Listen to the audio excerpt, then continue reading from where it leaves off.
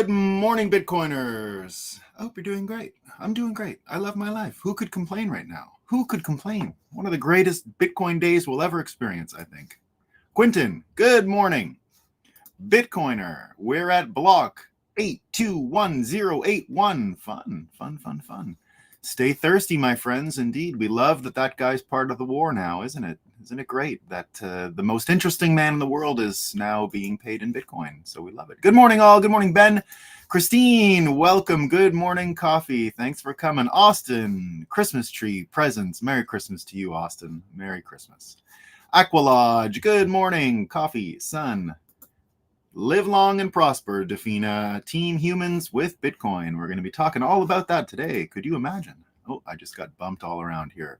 Bitcoiner, you know what's interesting these days? You know what's isn't it great that he sort of modified the line? It was awesome, you know.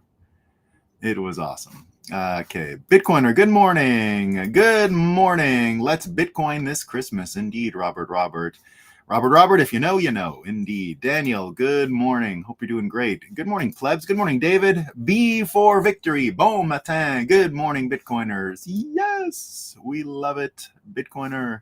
John, good morning. Joe, the revolution is alive. America, 100% kisses and love. We're going to be talking about that too, of course.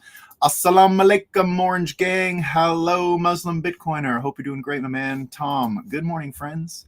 Greg, BTC Familia, indeed. Bitcoiner, don't have two young chicks in party dresses sitting next to me yet.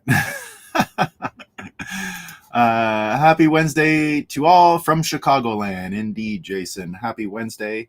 And on this beautiful Wednesday, December 20th, 2023, we got a sun up and Bitcoin's running. So all that's left for us to do is have a coffee, talk about what's new.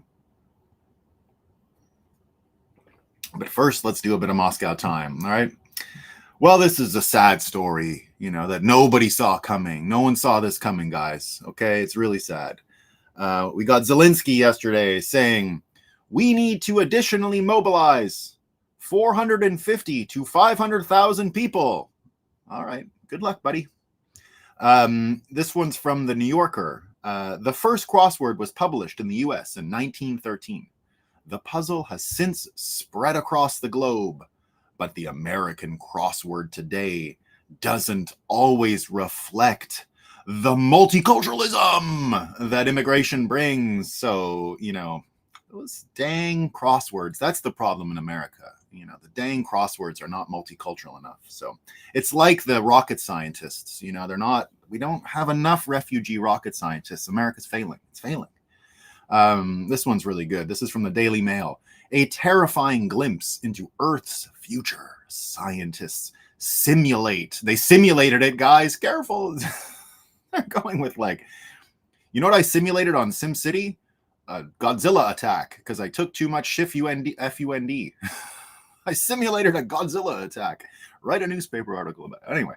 The Mail Online says, a terrifying glimpse into Earth's future. Scientists simulate a runaway greenhouse effect and say it could turn our planet into an uninhabitable hell in just a few hundred years. Shit.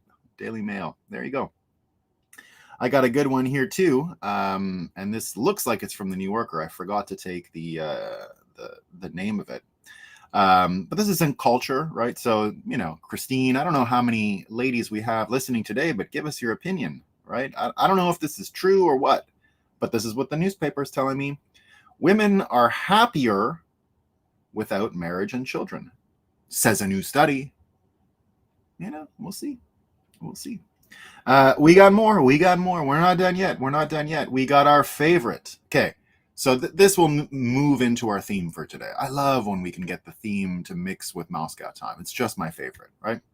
So we get Paul Krugman, right? So everyone's losing their mind today, especially in Bitcoin land, about what Paul Krugman says, because Paul Krugman's an economist, right? Oh, he's an economist. He writes studies. So here are two headlines from him from the New York Times this summer, all right? The first one, he actually said this out loud. He wrote this on like in a computer or something. The internet was an economic disappointment. He wrote that in April. And then yesterday, so Remember, Paul Krugman is the guy who predicted the internet wouldn't be a thing and that it would go the way of the fax machine, I guess, right? So he's called Professor Fax Machine by some people, right? Some people call him Professor Fax Machine. Of course, Bitcoin's a criminal activity, according to this guy too, right? So he wrote another piece 2 days ago, and it was the following: beware economists who won't admit they were wrong. He wrote that out loud. Okay, but here's the thing, and this is our theme for today. Okay, this is our theme for today. Well, a little bit. Mike Benz has really given us a sense of how a lot of this stuff works. Rob Reiner, Phil Bump. You remember we talked about taking these people's opinions seriously and what a mistake that is, right? It's a mistake to take these people seriously because it will just enrage your brain. You'll get angry and you'll be like, "Wow, fucking son of a bitch," right? But the truth is, it's designed for that. These aren't real opinions. Paul Krugman doesn't really believe this. This is a troll. This is an advanced troll. An advanced troll being the point of Rob Reiner when he keeps saying democracy is destroyed if you run a third-party candidate. At a certain point in their brain, you understand that they don't actually believe this stuff. It's to inject themselves into a debate, into a conversation, and polarize and light people's brains on fire. Some people, Bitcoiners included, will read what Paul Krugman said and just light themselves on fire. Oh, you fucking idiot, Paul Krugman. What the fuck are you talking about? You fucking son of a bitch. You're so fucking stupid, right? But what we've learned from understanding Mockingbird assets, understanding how persuasion works, understanding how messaging operates, how spin is done, how all of this stuff functions, right?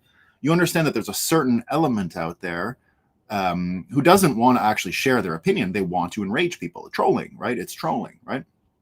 Now, I say all this because part of our theme today involves this Colorado decision. Did you guys hear about this? That the Supreme Court of Colorado has knocked Trump off the ballot, right? And everyone today super angry. This is not a democracy. You've got our man, Nayib Bukele, saying something he said before, which is always accurate, right? So he comes out, Nayib Bukele comes out and says, America cannot lecture us on democracy anymore, right? He said that before, and of course he can believe it now, right?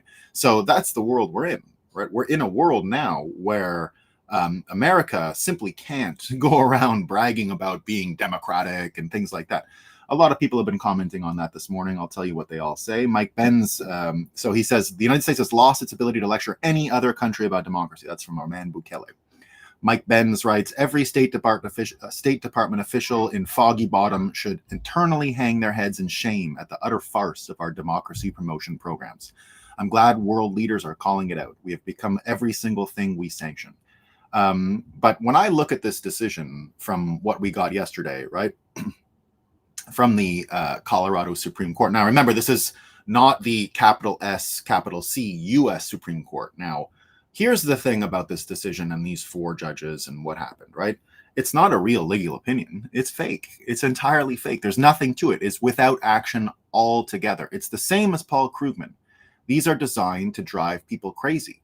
What I think is actually happening here is you launch a decision like this, right? You launch this kind of thing, and you just hope that you get some patriot out there fighting for democracy, doing some domestic terrorism, because the whole point here is to line up this domestic terrorism narrative, right? It's the reason why the word insurrection was fought over when it came to January 6th.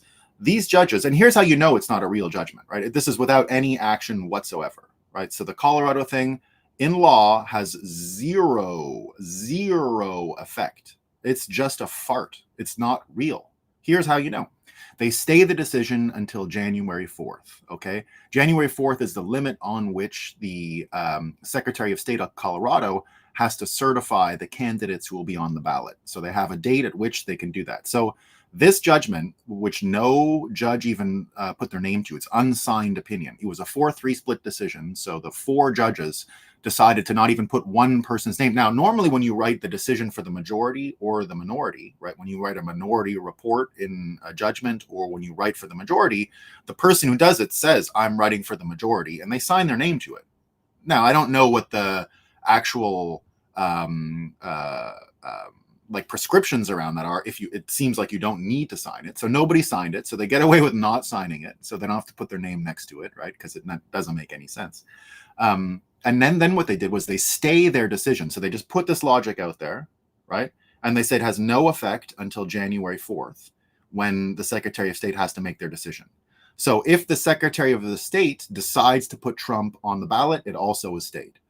If Trump also appeals this to the Supreme Court, the effect of appealing to the Supreme Court also stays the decision. So they knew from day one this was fake. It had no effect. It was just basically a diary entry from a judge. It's a judge writing insurrection porn. It's a judge writing domestic terrorism porn. It's more of that stuff. There is absolutely nothing real about the decision in Colorado whatsoever. It is entirely fake, except for fooling Trump supporters into doing something stupid, the same way the January 6th insurrection worked, right? So I see a lot of people today getting all excited about Colorado. We don't live in a democracy. People are saying, well, no, duh. That's been long ago. We understood that, right? So what you're seeing here is a trap. It's literally just a trap. It's a trap that they hope people fall into. They hope they're going to get some crazy low IQ person putting a pipe bomb, and because that's the fever dream, right? The fever dream of these folks is that they're saving democracy with Joe Biden and they're going to get rid of the white supremacists, right? So that's what we see. Don't even think for a second this Colorado thing is real. It's not real. It's entirely designed to fool you, to get you angry, to get you upset, to get you to say, oh, America sucks. And, it's got some shitty parts to it for sure. But it is not what they're saying here. It is a trap designed to get people angry. This is a dopamine delivery trap, right? It's not real. It's 100% not real. Now, that you can even go and understand on, I think, page 9 or 10 of the, it's 200 and something pages. I didn't read it. It's just stupid, right? I'm not reading the diary entry of a bleeding heart appointed by liberal Colorado judge. I'm not doing that, right? So I didn't do that. I didn't need to do that. I read a few pages, sort of understood. Then I went around online and had a look. I saw Jonathan Turley saying, this is stupid. It has no effect. But he treated the law in this case. Like he was like, oh, it has no effect in law. Like, inevitably it won't have an effect. I'm talking about what it actually does, not the legal architecture around it. None of that. I'm telling you that it has no effect in reality. Right. There's nothing to it. So my impression was confirmed by both Robert Barnes and Viva Fry. I went and watched Viva Fry's impromptu vlog on this last night. He said the exact same thing as I did, that this was, fake. And interestingly, I hadn't watched his show in a while. He has a new studio down south. He's got his law degree from when I went in his set. We went to the same schools. He's got his law degree up on the back of his thing. He also has these things that I'd completely forgotten about. We used to win these gavels for all kinds of things. He's got his gavels that he won while we were at law school up there. So I don't know where mine are all lost. I don't know where they are. But anyway, funny to see that stuff. So he had the same impression of me, entirely fake, entirely designed to fool you, to draw people in, to get them all excited, to get them angry. So there you go. But here's what I'm seeing, right? And I think this is kind of an amazing thing. And it starts with what we saw. Here, just confirmation. This is from Greg Price. This is another person suggesting what I'm suggesting. This is Greg Price, who used to be Tucker Carlson's producer on Fox. I think that's why I know him. So he says the Colorado decision removing Trump from the ballot is so absurd that the justices stayed their own ruling until January 4th. And if Trump appeals to the Supreme Court, which he will, his name will continue to appear on the ballot unless SCOTUS rules otherwise. So, of course, they're not going to rule otherwise. And this is absolutely ridiculous. So there you go. We've got this situation there. But here's what Steve Bannon said. So there was a big meeting yesterday, the Turning Point, America Fest 2023, all kinds of Trump supporters, conservatives. I saw Tim Pool did Tim Pool in real life on stage there, something we would like to mimic at Bitcoin 2024 in Nashville. He had Tucker Carlson on the Tim Pool in real life with Luke Rutkowski and these folks. Really nice set and appearance. Thought it all looked good. But of course, Steve Bannon was there, and Steve Bannon gave a talk, and he said the following, right? he says, and he said this before, and I've read it on the show before, but I want to reiterate it because it has to do with some cosmic stuff. We're going to talk a little cosmic stuff at the same time, which I always do at this time of year. So here's what he says. President Trump is risking everything to save this country. Steve Bannon says President Trump's fate is inextricably linked with the fate and destiny of the republic. No person in the history of this nation, with all the patriots we have ever done what Trump has done to save this country and the American people. So he's saying that the future of America is bound with Trump and what he's doing. In some ways, true. But let me tell you what else the future of America is bound to. It's Bitcoin, right? It's not just Trump. Now, Trump is important in this conversation and in this time, the time we're in. And I'm not trying to take Bitcoin out of the time we're in. It's absolutely in the time we're in. But the same linkage, the fate and destiny of America, while true, is linked to Trump, I believe it's also linked to Bitcoin. And I've explained this a few times when we arrive at these different solstices, right? So both the summer and winter solstice, I brought this up 2 times in a row now, right? So last year at this time, I mentioned it. And last year in the summer, I mentioned this. But I'm going to bring it up again because it's one of the most important pieces of the Bitcoin puzzle, I think. And one of those winks from the simulation about what's actually going on here. So now tomorrow will be the shortest day in the year, right? So in the Northern Hemisphere, well, it's planetary, but in the Northern Hemisphere, it'll be the shortest day of the year. So it is not actually, though, right? It is not actually the moment at which the planet is closest to the sun, right? So right now we're about to be at our closest point in orbit to the sun. And that will occur actually not the shortest day of the year. It's a weird trick of the axis the planet is on and our orbit. And I don't understand the mechanics of the orbital science around it. But I understand that the truth is our closest point is coming up, right? It's not the solstice that we're actually measuring. It's the aphelion and the periphelion, the closest and furthest at which America, the Earth is from the sun, right? So those dates are not the 20 or 21st of December and June.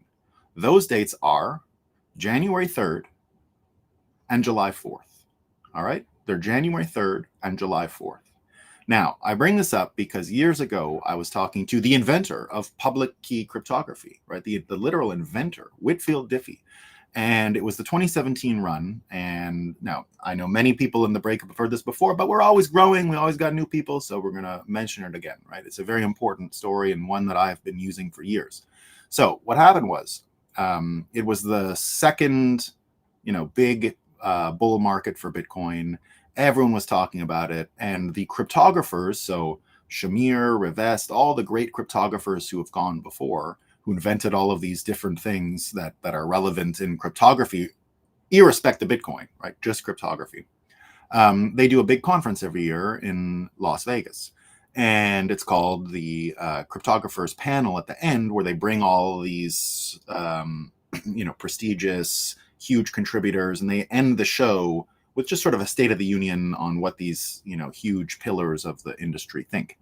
And the moderator said, there's a new crypto. Crypto used to just be our thing, and now there's a new crypto coming, and it's all these coins, and it's this and that, and blah blah blah.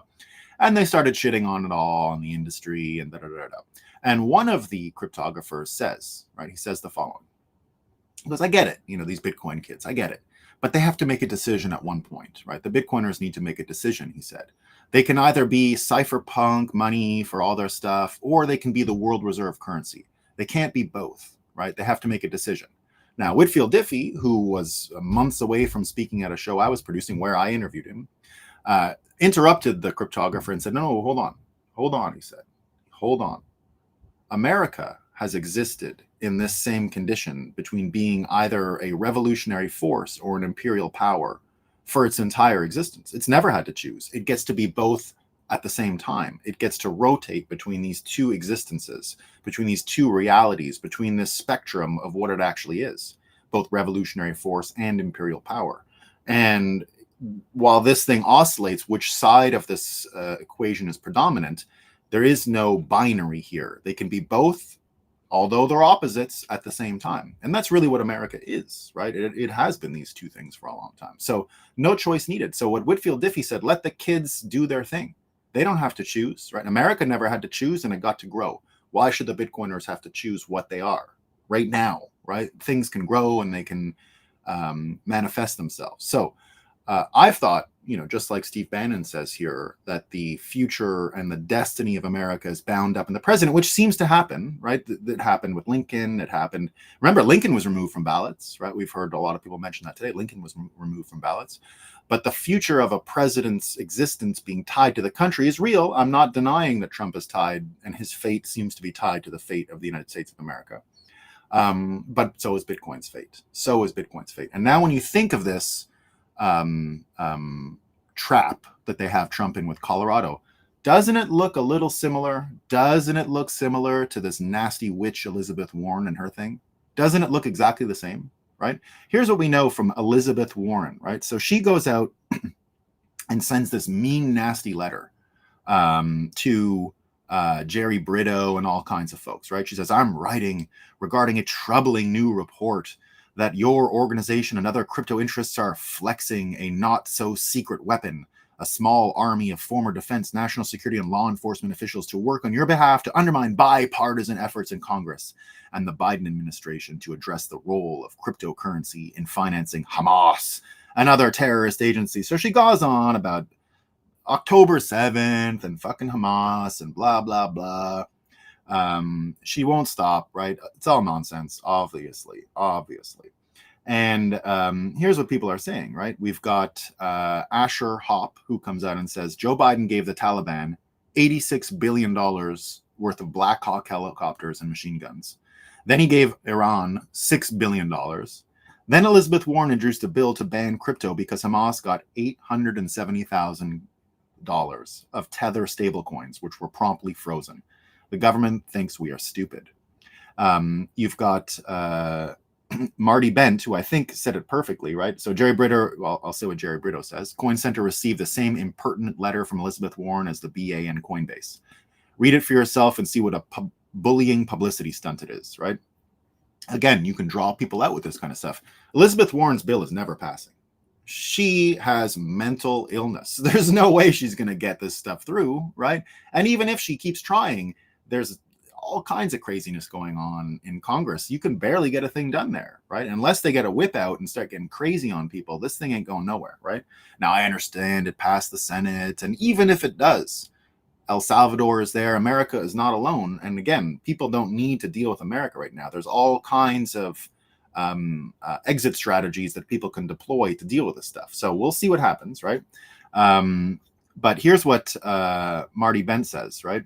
Here's what Marty Bent says, because now we know more about this letter, right? This letter that was served and the law that's out there looks like it's designed just to serve the banks, right? So here's the part about fooling the people the same way they're trying to fool January 6ers and the same way they're trying to fool other folks.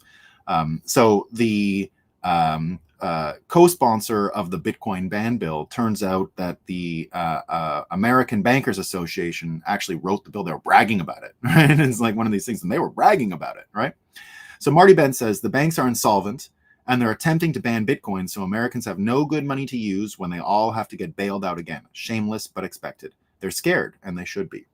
And here's what you got to remember, right? Bitcoiners are not getting fooled by any of this stuff, which is what makes us both at once this revolutionary force and imperial power, right? We're bringing a lot of power to bear. At the same time, we have this revolutionary impulse. We're very, in the spirit of America, running the same sort of game here that America has run forever, right? It is intensely American to be a Bitcoiner at this moment in time, because indeed, I think the fate of Bitcoiners is as bound up in the fate of the country as Trump is bound up with the fate of the country. We're almost the same thing now, right? Because if they throw the banks away, if they throw all of this stuff away in order to nationalize them and concentrate power and become even more of a hegemon, even more of an imperial power, first they'll be bucking the cyclical nature of this changing and turning over and running between these two polarities. And they'll also be driving more extremist behavior from people who resist. Bitcoiners will become more radicalized, more obviously antagonistic to the state, the same way that these January 6th and Trump and MAGA people are being targeted. Now, what did I say last year around this time? That we would be hunted this year. We'd be hunted as Bitcoiners. We're going to be hunted, right?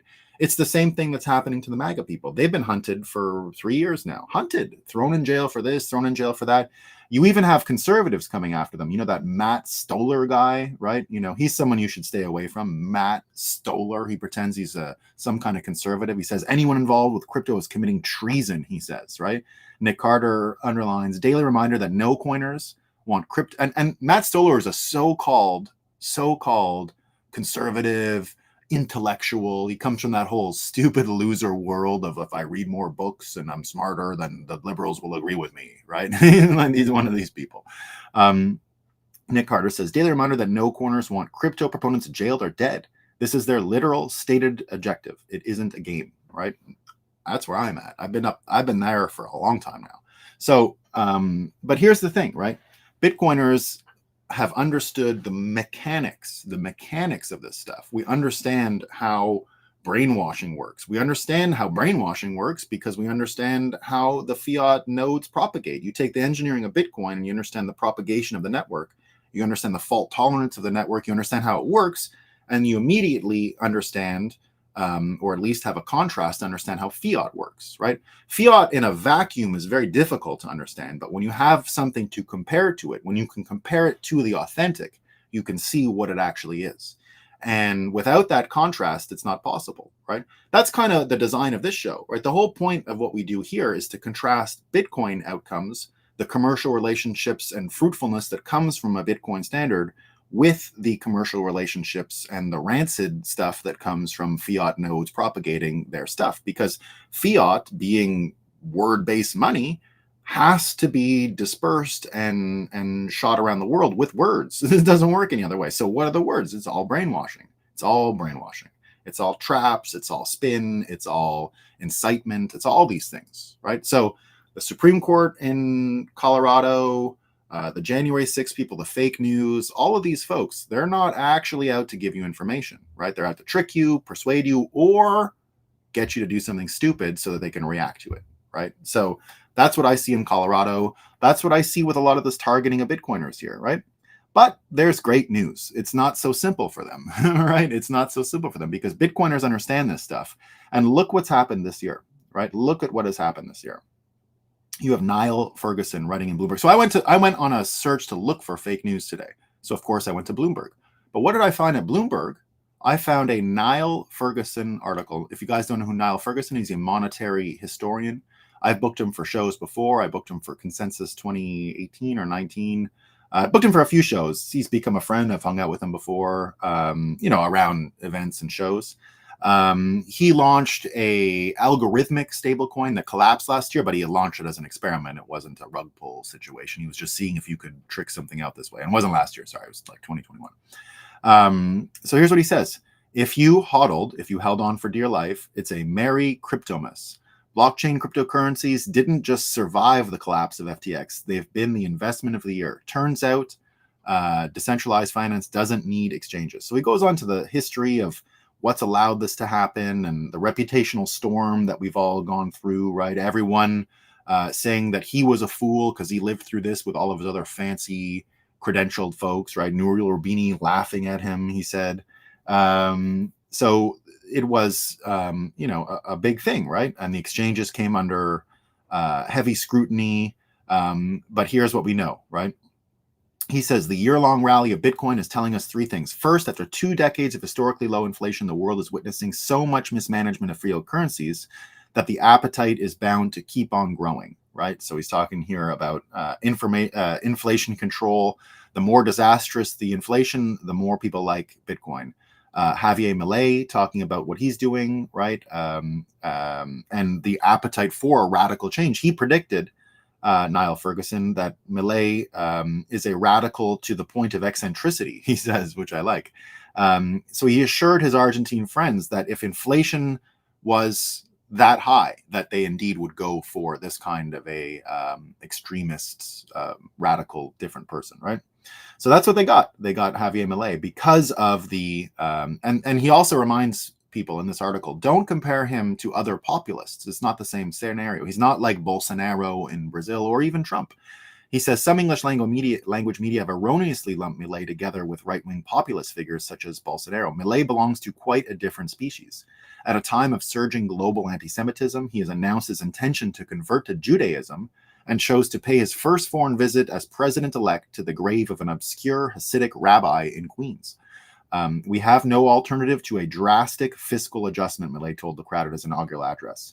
Warning them of a coming recession, the crowd responded with, Motosierra, motosierra, chainsaw, chainsaw. I'm going to remember that. Motosierra, motosierra. We got to make that a rallying cry. Chainsaw, chainsaw. So there you go. And here's what I know most of you guys don't follow any crypto people, but here's a great Bitcoiner who also likes crypto. He's a VC. Good friend of mine. His name is Chris Berniski. He used to park his surfboard at my house when I lived in Rockaway Beach, New York. And he used to come and surf out of there. Super great guy. This is what he says. He was picking up on this Bloomberg article. He says, The Ascent of Money, A Financial History of the World by Niall Fergus is a classic text on value over time, which makes reading this article by him on crypto's promise, despite the catastrophes of 2022, all the more rewarding. He boils it down to his parallel financial system or internet financial system as providing protection from supply inflation and state surveillance. Two key protections that citizens need from their governments, or at the very least, alternatives to keep their governments in line. If you listen carefully, TradFi is once again changing its mind on crypto as FTX falls deep into the dustbin of history. So, indeed, right, in one of the worst times for America, it's also been one of the worst times for Bitcoin. This FTX thing was a major problem, like a major problem, right? It was a problem for everyone who worked in the space. It's a problem for everyone who had to deal with some of the fallout of it. So when you have him coming out and saying that the hard part is done and everyone is turning their attention to it, again, because it survived, right, and was able to psychologically perpetuate, right? We are talking about psychological engines when we're talking about the economic capacity of this stuff. And for Bitcoin to have survived that shows what we have more than anyone is psychological fortitude. And it's that psychological fortitude that is going to allow us to win and change the entire country, right? When I say we're bound by the same dichotomy, the same polarity as the United States, as Bitcoiners, what is going to allow us to assume control, I think, of all of this stuff is our ability to weather these storms, not go off course. How much of adjustment have people like myself made who already committed to Bitcoin over 10 years ago? None. We're on our timeline. We're on the timeline people like me said we'd be on 10 years ago. 10 years ago, we said this is where we'd find ourselves. No one believed us. No one believed us, right? But because we predicted this correctly, because we were prepared for this, we're ready to fight this fight. That's why people like Marty Bent, that's why people like Chris Berniski, that's why people like Niall Ferguson, that's why people who understand what's actually going on are not going to be fooled by the Elizabeth Warrens, by the Colorado Supreme Court. None of it will work on us.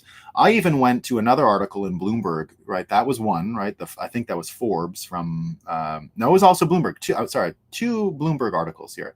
Another one that I go and find today in Bloomberg, right? This is what's happening in Bloomberg today on my search for fake news, right? Bitcoin mania is relentless with ETF upstart touting carbon credits. So you're going to start to see the energy game, the energy economics makes sense to mainstream mainstream market players. So the energy proposition that Bitcoin offers will actually kill the petrodollar because we're going to be able to measure all energy in Bitcoin, right? The reference rate for energy will be in Bitcoin. And if the reference rate for energy is in Bitcoin, that is the lever you need to separate money and state. That's it. By getting energy and energy policy away from state actors, you're going to actually pull the money away as well. And we're doing that. This is their own greed doing that. Remember, Satoshi didn't ask any of us to be better people. He didn't do anything like that. He said, go, you greedy fuckers, fight. And your whatever equilibrium is set after this fight, Bitcoin will dictate the equilibrium. Bitcoin will dictate the equilibrium like it does with miners. And you're going to get this kind of stuff, right? We're just counting on energy business in America being greedy. That's it. That's all we have to hope for, that the energy business in America is greedy enough that they don't give a fuck what Joe Biden says. They want to make money, right? And I can see that happening. So looks like we're going to get that stuff. Looks like it's going to happen. Looks like we're going to actually pull this off, believe it or not. And in the end, the impetus for it will be things like what we see in Canada. I saw this speech from Pierre Poliver yesterday, right? Talking about what you can actually see in Canada. This is actually happening, right? I'm in Canada now. I spend a lot of time in Canada, and here we go, right? We have a new phenomenon not seen since at least the Great Depression.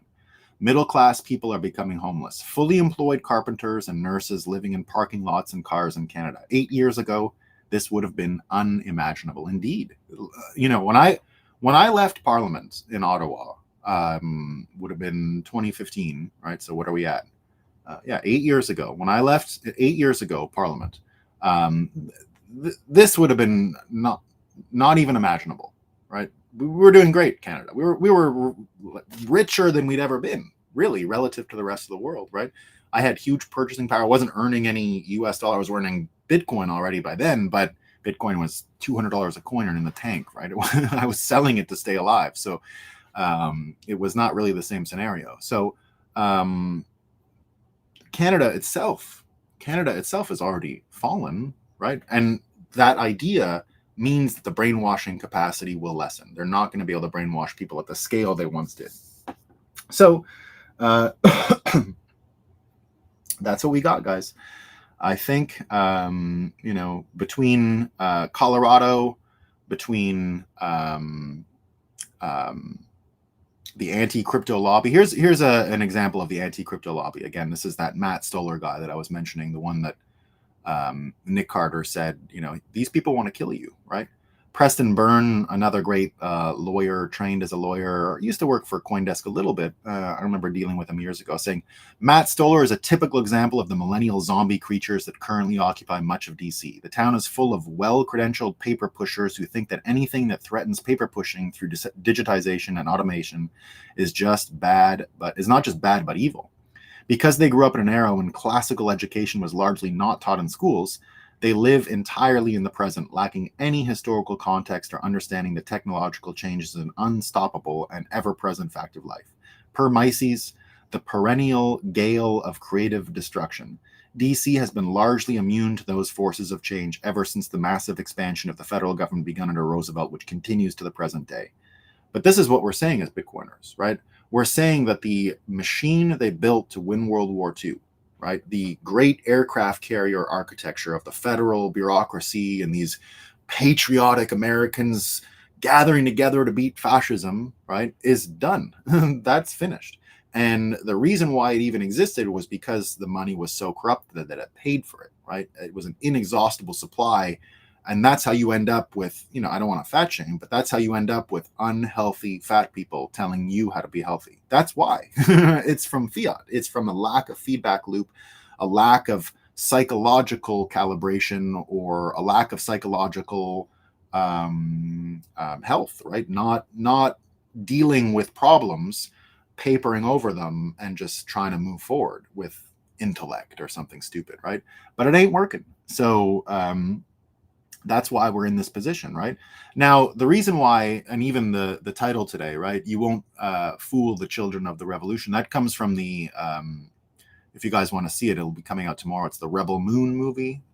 It's the movie by Zack Snyder. You know, I love Zack Snyder. I loved his Superman movies. I don't care if anyone didn't like them. I was a fan. Hated the Justice League that he was not a part of. Loved the Snyder Cut Justice League. And he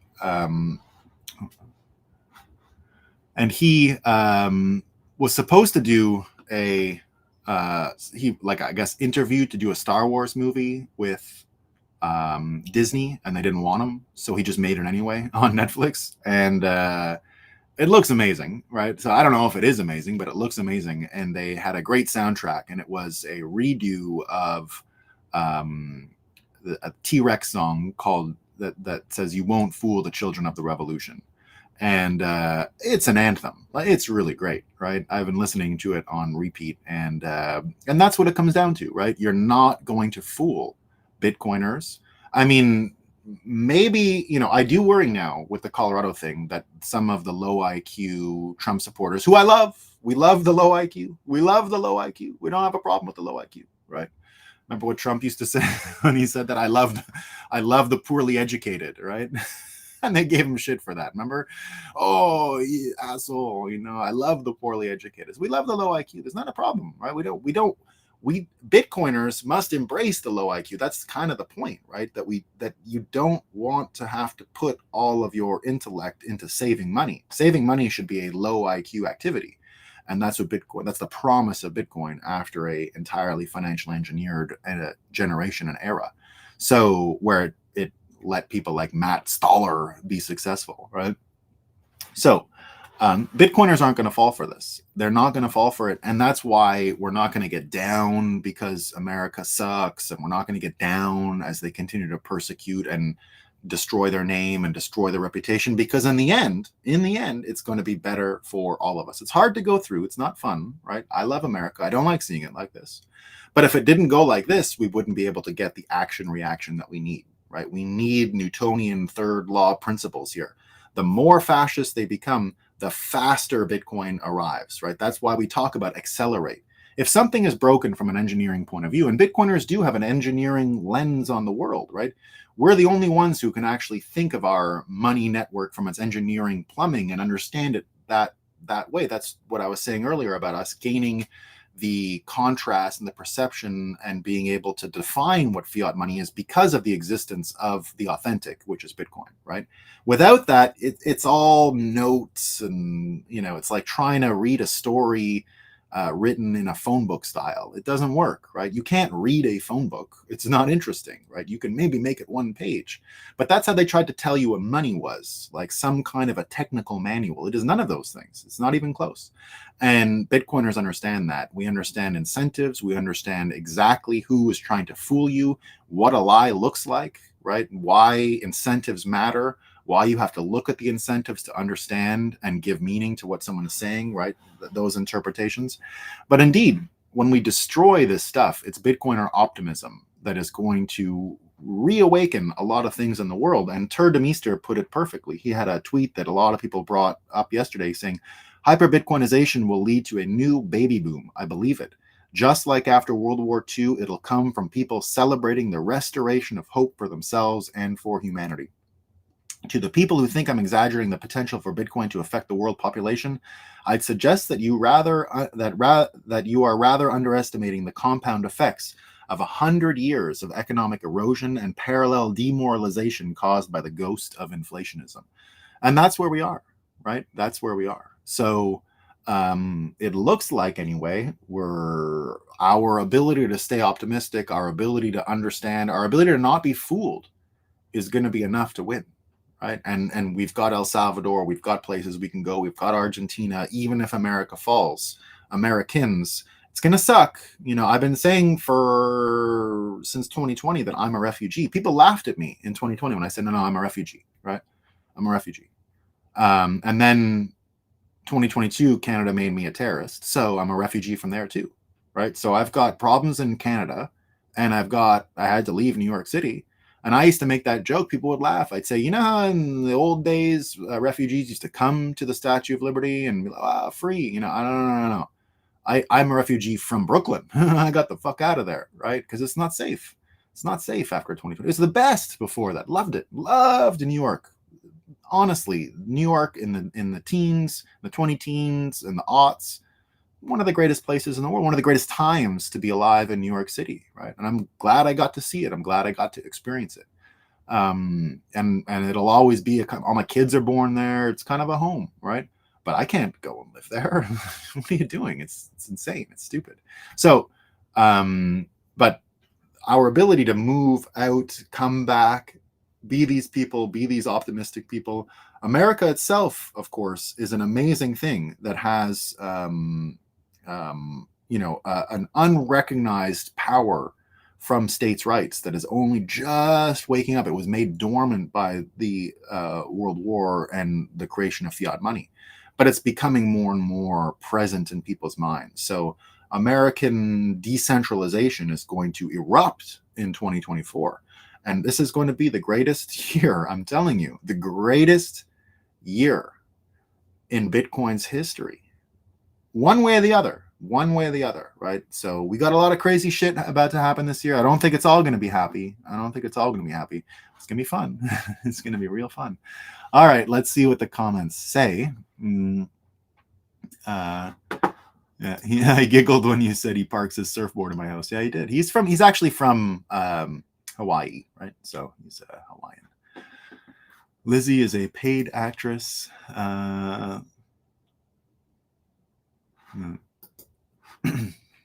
Beautiful analogy with the orbit of the Earth. When it's furthest from the sun, it's the most imperial, tyrannical, free when it's closest. Yeah, hopefully.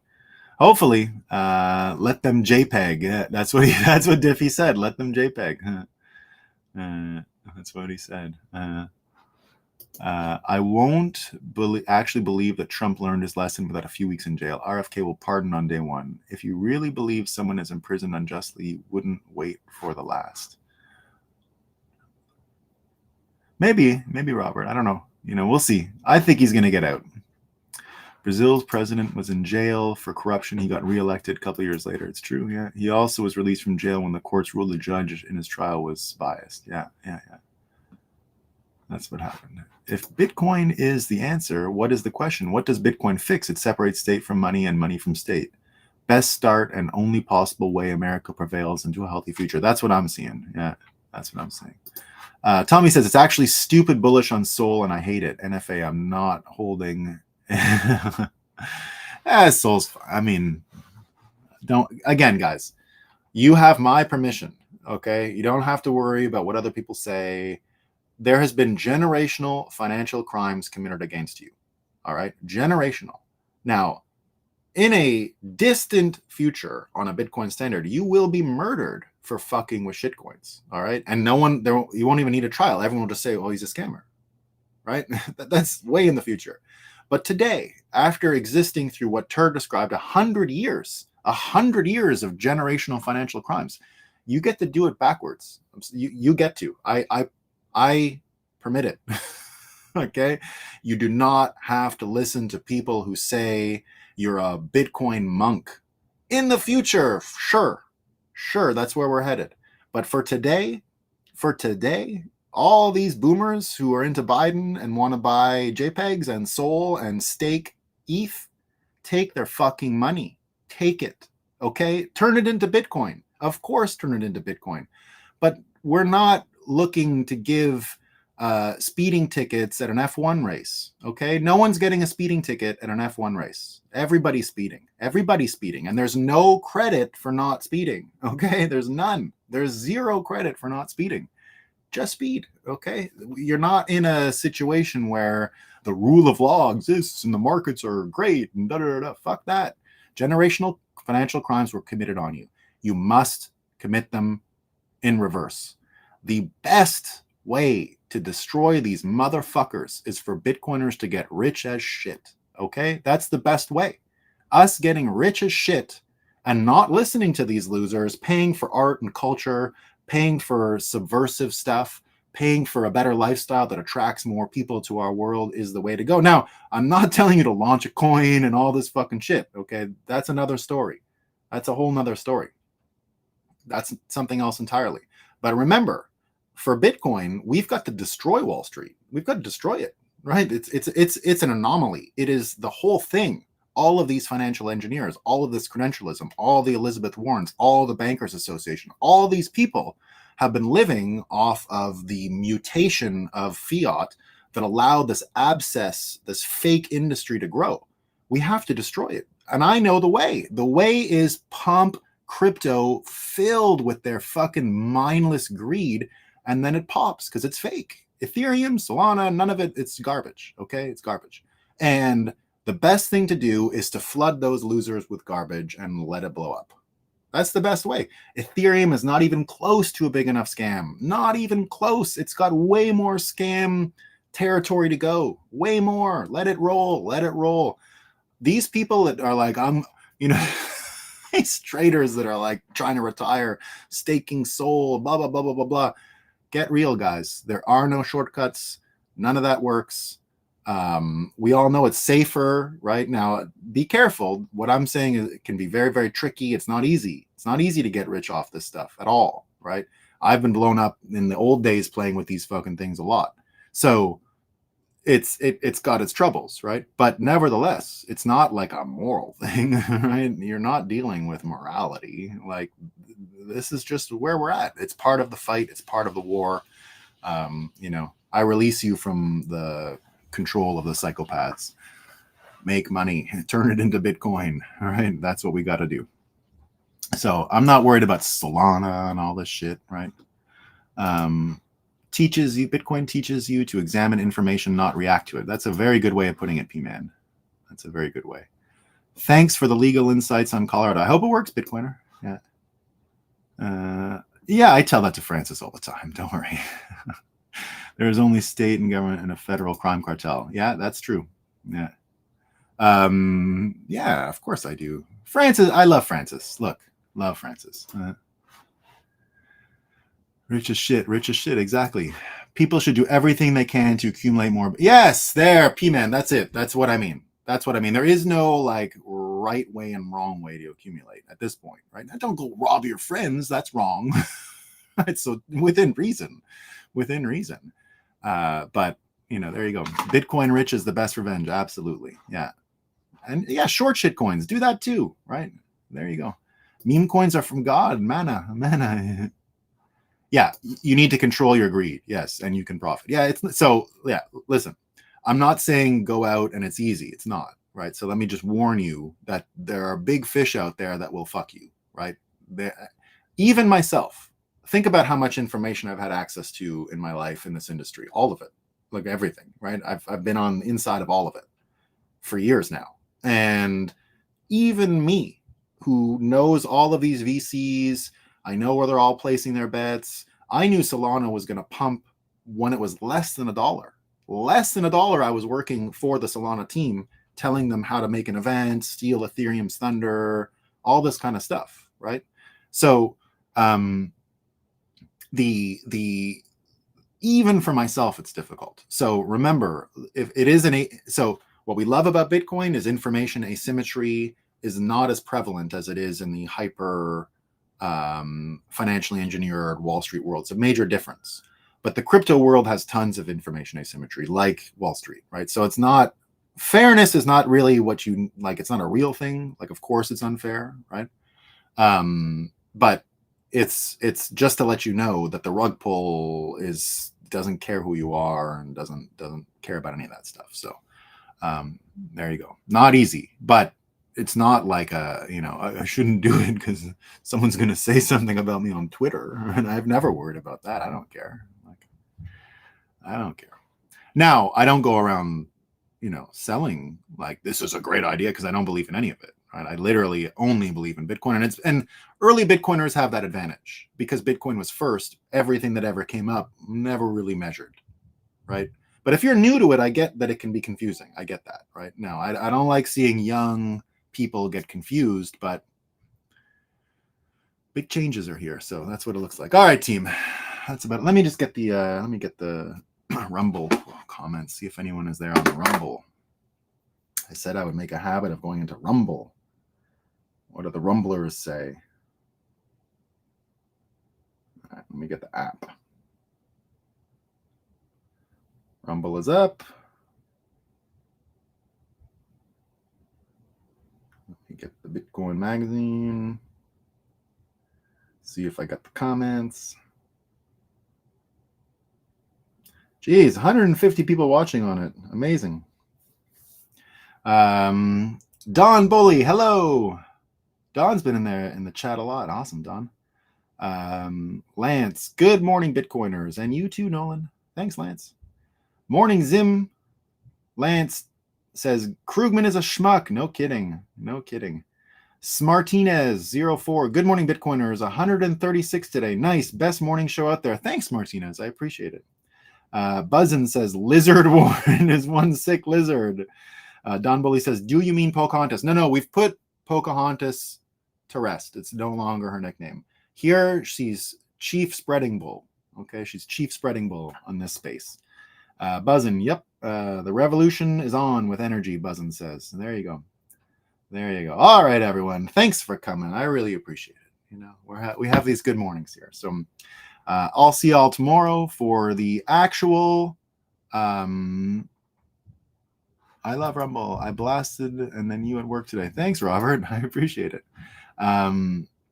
So tomorrow indeed will be the winter solstice, and we shall probably talk more of the bound fate of Bitcoin and America.